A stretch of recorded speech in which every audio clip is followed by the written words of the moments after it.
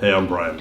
I don't make a lot of videos like this, but I really love the Canon EOS RP, and I know it's been getting a lot of flack online with reviewers and stuff, and I think it could be a great solution for a lot of folks. So I want to just make a quick video and talk about what I really love about it and how I think it could fit into your system and your kit. So first things first, I think one of the biggest things is understanding what this camera is and what this camera isn't. And I think the expectations nowadays are a little bit kind of awkward. We expect this Swiss Army knife aspect to all of our cameras. We're looking for that one portable camera that could shoot pro level video and basically do everything we want. It's almost like, you know, we're walking into that Honda dealership and asking, I want this 500 horsepower engine that gets great gas mileage and also costs $15,000. It just doesn't exist. So I've shot every camera under the sun. I've shot Nikon, I've shot Sony, I've shot Fuji for a long time. I've always had Canon kind of in my kit. I shoot it professionally. We all run a full Canon system, so I've always had a ton of like really great glass. And I work so much faster with the Canon system. This is the 5D Mark IV, and this is what I use for what I call projects of consequence. When I need to nail that shot, I work efficiently with this, I work fast with this, and I know that I always get it. There are some other camera systems that do have better sensor, better dynamic range, but it's such a pain in the butt to use. You miss those shots. And I always say you can't pixel peep images that you don't get because you're fiddling around with the menu system. It's important. Yeah, I'm not a huge HDR type of person. I don't like the look. So what I think is important is understanding that concept of a kit. It's a collection of bodies, it's a collection of lenses, how they all fit together for different things. And if you are a photographer, whether you're a pro or an advanced amateur, if someone asks you, what do you do? And you say, I'm a photographer, you should have more than one camera. You really should. And it's not really a price thing, it's more of a value thing. For example, you know, I'm shooting this on a C100 Mark II. When I want to shoot pro level video, well, this isn't really that pro, but when I want to shoot pro level video, that's the camera that I use. I don't expect my travel camera to rig up and shoot pro level video. I got a pro level video camera to do that.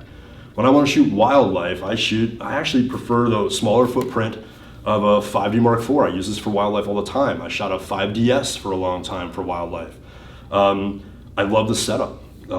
That's what I go for. When I want to travel light, if I'm doing travel photography or on vacation, or I basically have this in my bag every day. It just comes with me everywhere I go.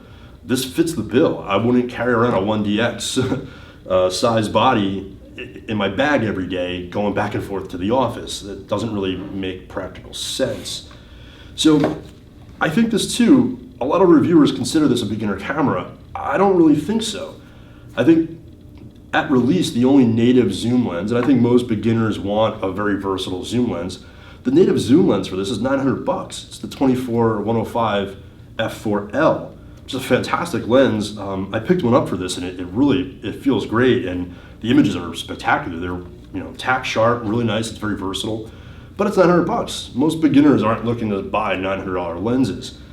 So I think this fits the bill, is that if you already have a Canon system, if you're shooting a 5D Mark IV, if you're shooting a 1DX, and you want something smaller, you want something lightweight, grab one of these and you're not gonna be disappointed.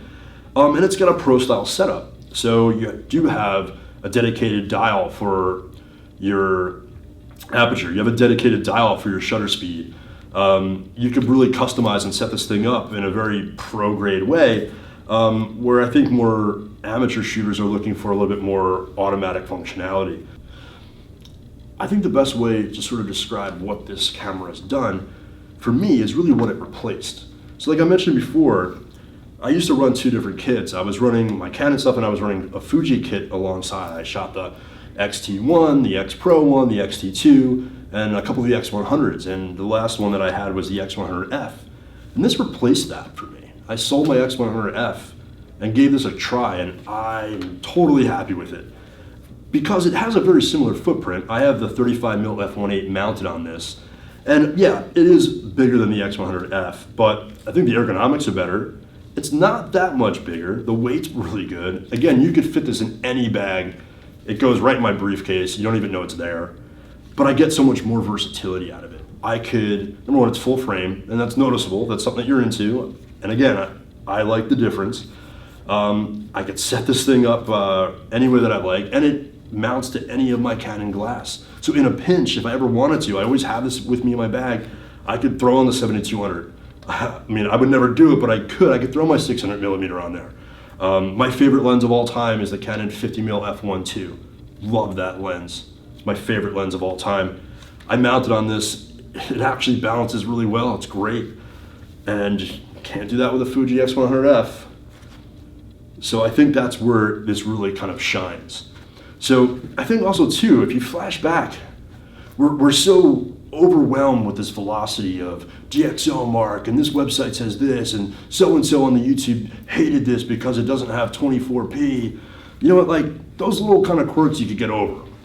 What this really does offer, if I told you 2 or 3 years ago, you know, Canon was gonna make a weather sealed, full frame camera that has a footprint of a Rebel with a tilty flippy screen, a pro style button layout for $12.99, you'd think I was nuts. You do a backflip. I mean, this is like the camera that I've always wanted Canon to make. It's fantastic. It does have its quirks. It does have a couple limitations. I'm not gonna shoot sports with this. I could, you could get it done, but it's not optimal, you know? But for a daily walk around, backup camera, travel camera, this thing's killer. Totally works. The ergonomics are surprisingly awesome. Go out, go to your local camera shop, get one in your hand, try it out, rent one for a couple days. You'll see exactly what I'm talking about. You can get some amazing shots with this. It fits into your system great, fits in your hand really well. You could shoot quick with it. The image quality is great. Check one out.